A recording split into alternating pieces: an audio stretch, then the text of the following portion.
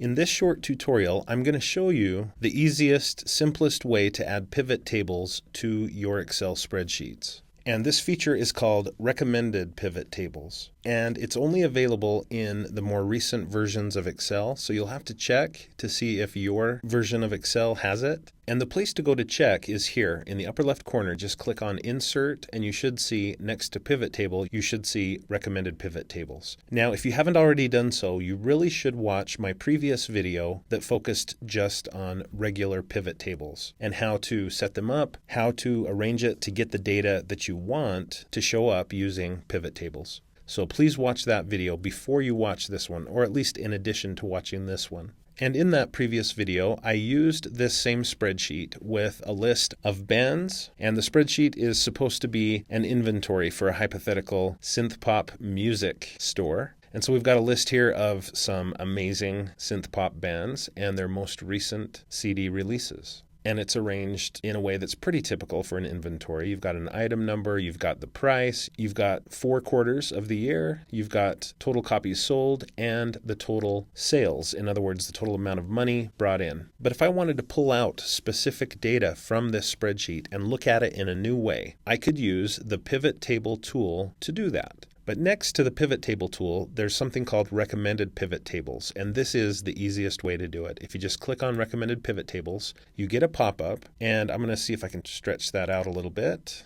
And Recommended Pivot Tables is just what it sounds like. Excel here is recommending, based on the data that I have in the spreadsheet, it's recommending possible pivot tables to me. So I could have a pivot table report of the sum of price by genre. And so this would help me to know for each genre that I sell in my store what the price is. But is that really what I want to know? I mean, this is the sum of the price of the items that might be sold, but they haven't necessarily been sold yet. And so I don't know if that's really what I want. I don't think it is. So I'm going to click down here on Sum of Sales by Genre. Now this might be more useful to me. Now I can look and identify which genre of music that I sell in my hypothetical store performs best with my customers. And my hypothetical customers have amazing taste in music, and so you can see synth pop, that's the one that's generating the most sales for me. So that recommended pivot table might actually be a useful pivot table for me. Next, there's sum of item number and sum of copies sold and sum of quarter by genre. For me, this isn't that helpful. I don't really need to know the item number and, maybe the sum of copies sold, that would be useful. But I don't like that one. So I'm going to go down and pick the next one.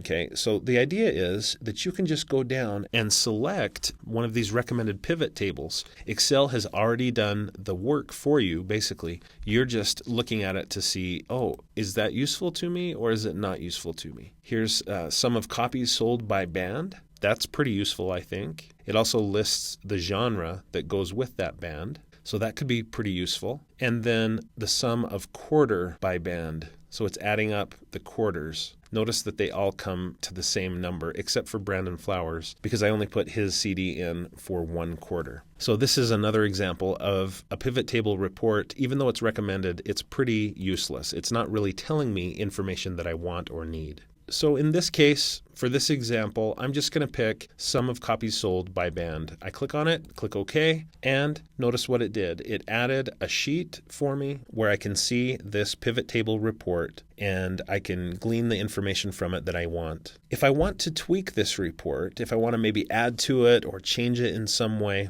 over here on the right, I have the pivot table fields panel and I could adjust it. I could add quarter in as a column or do any number of changes. And if you're interested in learning more about how this works, please watch my previous video called Advanced Excel Introduction to Pivot Tables. So I really like pivot tables, and most often I do just make them myself. I just use Insert Pivot Table. That's what I do most often because I usually know exactly what I want in my pivot table report. But other times I'm not exactly sure, and so I do Insert Recommended Pivot Tables, and then I just look and see, I wonder if this would be helpful to me. I wonder if that piece of information would be helpful to me. And so it's a great way to get ideas about how a pivot table might benefit you and draw out information about your data. So thanks for watching. I hope you found this video to be helpful. If you did, please click the like button below, and please consider connecting with me on my social media services like Facebook, Pinterest, and Twitter. And definitely do subscribe to my YouTube channel for more videos about technology for teachers and students, and watch for another video from me at least every Monday. And if you're interested in learning more about any of these bands and their most recent CDs, look in the video description below, and I have links to more information about each of them.